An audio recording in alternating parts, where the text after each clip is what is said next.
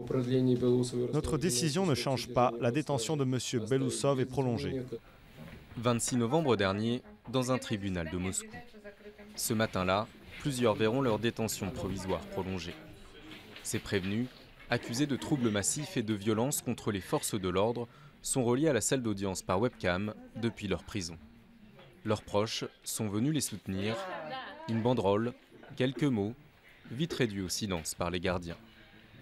Sergueï Udaltsov, l'un des principaux leaders d'opposition, également inculpé dans cette affaire, a lui aussi fait le déplacement.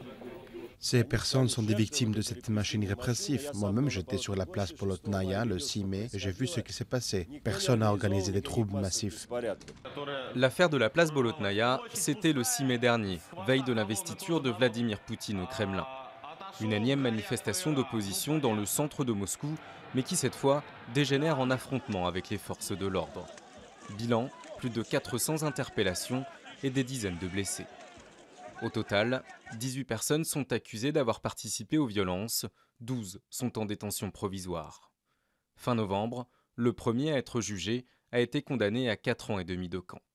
Yaroslav Belousov, lui, a été arrêté chez lui le 9 juin. Cet étudiant en sciences politiques de la prestigieuse Université d'État de Moscou est âgé de 21 ans et père d'un petit garçon. Il est en détention provisoire. Sa femme, Tamara, ne comprend toujours pas.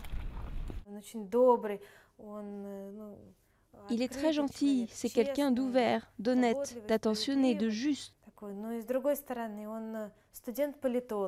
Mais d'un autre côté, il est étudiant en sciences politiques, donc il est allé aux manifestations pour étudier ce qui se passe, pour voir de ses propres yeux ce qui se passe. Jusqu'à présent, les manifestants écopaient d'un maximum de 2 semaines de prison. Cette fois-ci, ils risquent jusqu'à 8 ans de camp. Ce sont les militants habituels, des gens normaux qu'on juge pour l'exemple. Il est vraisemblable qu'ils vont être condamnés à plusieurs années de prison afin d'effrayer la société civile, pour qu'ils ne manifestent plus et n'élèvent plus la voix contre le régime de Poutine. Un durcissement du régime vertement dénoncé par l'opposition et des militants des droits de l'homme. Depuis le retour de Vladimir Poutine au Kremlin, plusieurs lois ont été adoptées, élargissant notamment les notions de trahison et d'espionnage ou limitant le financement d'associations russes par des pays étrangers.